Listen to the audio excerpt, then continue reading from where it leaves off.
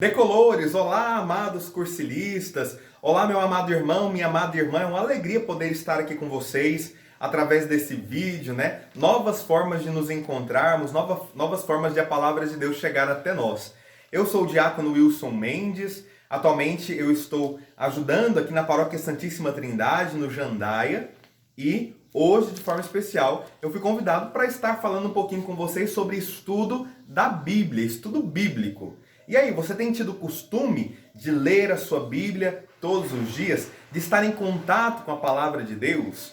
Eu costumo sempre dizer, quando eu falo de Bíblia, que antigamente, alguns anos atrás, era bom que cada família tivesse uma Bíblia, não é verdade? Quando você chegava numa família, você perguntava pela Bíblia da família. Só que hoje em dia, amados irmãos, com tanta tecnologia, com tanta informação, com as coisas evoluindo tanto, é impossível que nós também não evoluamos nesse aspecto.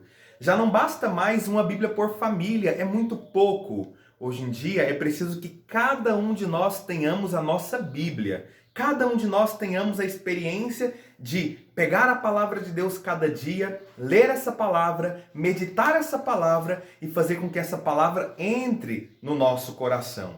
João capítulo 1, versículo 14. O Verbo se fez carne e habitou entre nós. O Verbo é a palavra eterna de Deus. E essa palavra quis habitar em nós para ser próxima a cada um de nós. Foi por isso que Jesus se encarnou, para se fazer próximo a cada um de nós e nos garantir pela sua morte de cruz a nossa salvação.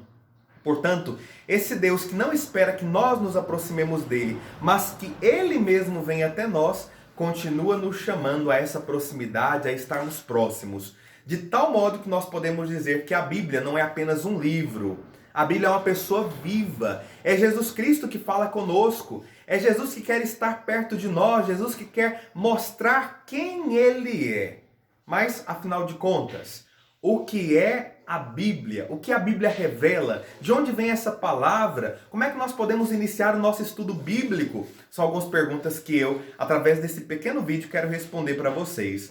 Às vezes as pessoas vêm desesperadas dizendo: diácono, eu quero ler a Bíblia, mas não sei por onde começar. Por onde eu devo começar a ler a Bíblia? E eu sempre aconselho: comecem pelos evangelhos. Comecem pela vida de Jesus Cristo para que seja algo empolgante, algo motivador e algo que ao ler acrescente em nós a fé.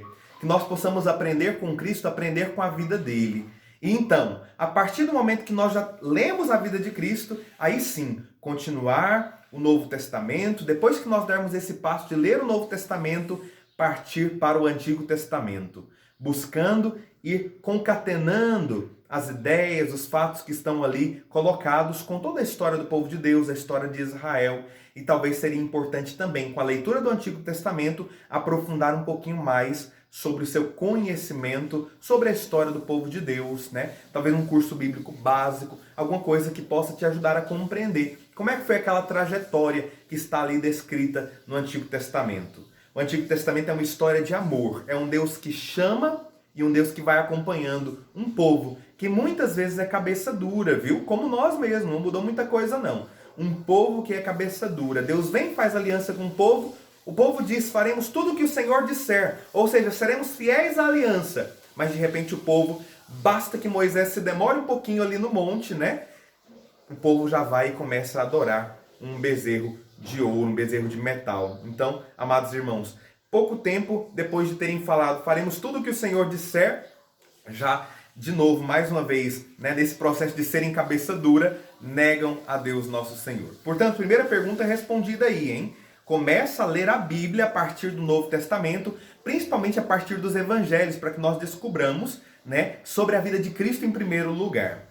Tem um documento do Concílio Vaticano II, chamado Dei Verbum, uma Constituição Dogmática, do Concílio Vaticano II, que aconteceu entre os anos de 1962 e 1965, que vem dizer para nós que na Bíblia Deus revela a si mesmo, tá certo? E os desígnios de sua vontade.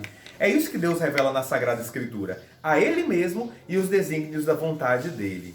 Portanto, a Bíblia é contato pessoal com Deus que se revela, com Deus que se mostra, com Deus que fala para nós quem Ele é. E nós sabemos que a Bíblia foi escrita a partir de inspiração do Espírito Santo sobre alguns homens. E esses homens então escreveram a Bíblia como verdadeiros autores da Sagrada Escritura, tendo também Deus como verdadeiro autor da Bíblia.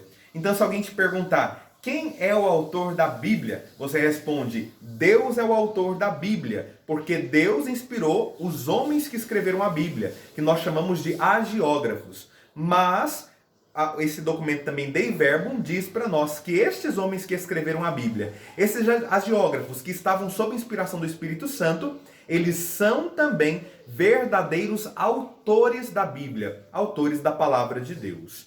Mas vem cá, Bíblia, de onde vem essa palavra? Vem de uma palavra grega, que é a palavra biblos. Biblos, no grego, significa livro. E o plural de biblos é bíblia, que significa livros. Portanto, quando você tem a Bíblia nas suas mãos, isso significa dizer que você tem um conjunto de livros. Só que a palavra de Deus, ela é una. Portanto, a palavra de Deus, ela se manifesta como um conjunto unitário.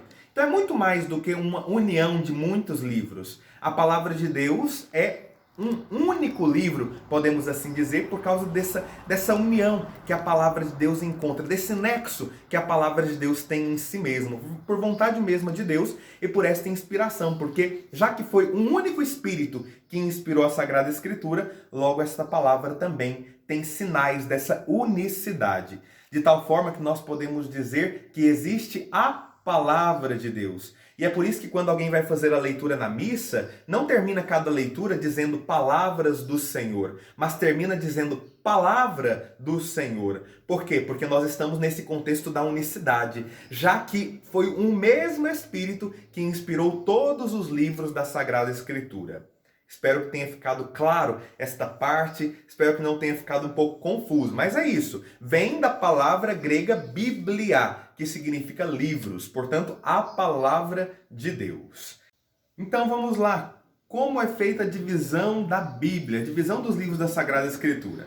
Nós sabemos que a Bíblia tem 73 livros, sendo 46 livros no Antigo Testamento e 27 livros no Novo Testamento. Pronto, essa é a principal divisão que nós precisamos ter em mente. A divisão entre Antigo Testamento e Novo Testamento.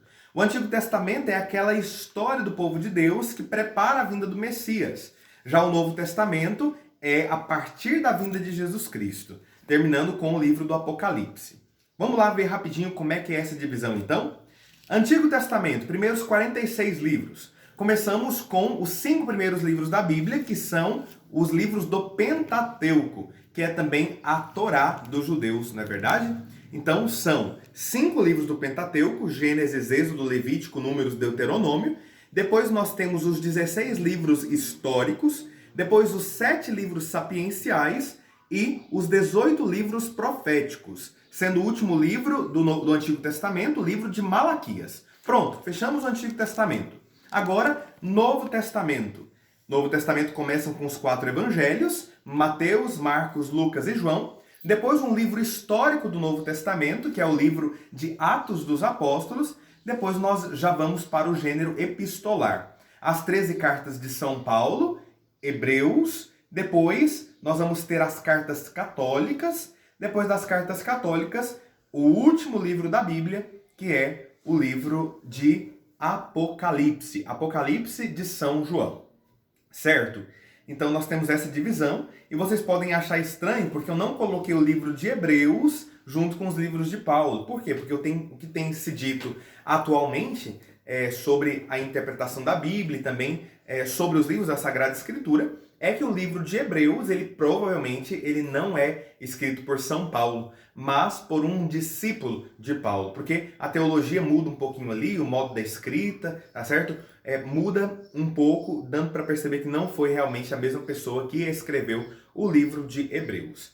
E eu quero ensinar para vocês um macetinho, já que é muito importante nós termos gravados os livros da Sagrada Escritura na nossa mente. Nós somos católicos, precisamos ter esses conhecimentos, precisamos saber quais são os livros da Sagrada Escritura. E para saber, por exemplo, onde é que está, se está no Antigo Testamento ou se está no Novo Testamento, é preciso que nós saibamos que livro é esse.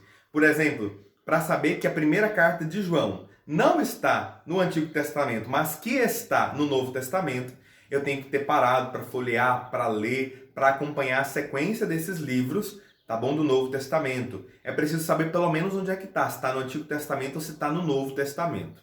Isso é muito básico mesmo. E para isso é preciso que nós conheçamos os livros, e quem sabe até o convite para que vocês conheçam os livros na sequência. Eu lembro de uma vez que eu estava na faculdade de teologia já, e um dos nossos professores foi ensinar para a gente um macetinho para que nós pudéssemos ter esse conhecimento, decorar realmente a sequência dos livros da Bíblia. E então ele nos ensinou a sequência dos livros do gênero epistolar, né, das cartas de Paulo e também do livro de Hebreus, através de uma pequena junção de sílabas. Rococó, gaficó, teté, tititi, fi, é. A primeira sílaba de cada um desses livros, e então nós decoramos. Ficou engraçadinho quando a gente falou, não é verdade? E então foi facinho de nós decorarmos a sequência dos livros de Paulo, né, terminando ali com esse último livro de Hebreus, que eu acabei de explicar agora, né, que provavelmente foi um discípulo de Paulo que o tenha escrito. Pronto, está aqui a estrutura da Sagrada Escritura, a estrutura dos livros da Sagrada Escritura. Já falamos por onde começar, já falamos o que é que Deus revela, já falamos quantos livros tem, já falamos de onde vem a palavra Bíblia, já falamos da divisão e da estrutura. Pronto, eu acho que basicamente isso é importante de saber de início. Agora, o estudo aprofundar nesse estudo depende de cada um de vocês. Tendo a própria Bíblia em casa, lendo diariamente a própria Bíblia e tentando se aprofundar sempre mais no conhecimento, procurando um vídeo aqui que fala sobre determinado assunto bíblico, outro vídeo. Na internet nós achamos muitos bons vídeos sobre a Sagrada Escritura. Basta que nós tenhamos pela Sagrada Escritura o mesmo interesse que o mundo tem de expor as suas teorias, não é verdade? Portanto, vamos agora estudar, nos empenhar e, sobretudo, sermos iluminados pela Bíblia, pela palavra de Deus. Quero finalizar deixando com vocês a bênção e pedindo a Deus Todo-Poderoso que continue abençoando o movimento de cursilhos, continue abençoando a vocês que viram esse vídeo, continue abençoando todo esse trabalho de crescimento espiritual e intelectual, sobretudo abençoando para que o amor à palavra de Deus cresça em vossos corações. O Senhor esteja convosco, Ele está no meio de nós. Por intercessão da bem-aventurada sempre Virgem Maria, Mãe do Verbo encarnado, desça sobre vós e permaneça para sempre a bênção de Deus Todo-Poderoso, Pai, Filho e Espírito Santo. Amém. Decolores.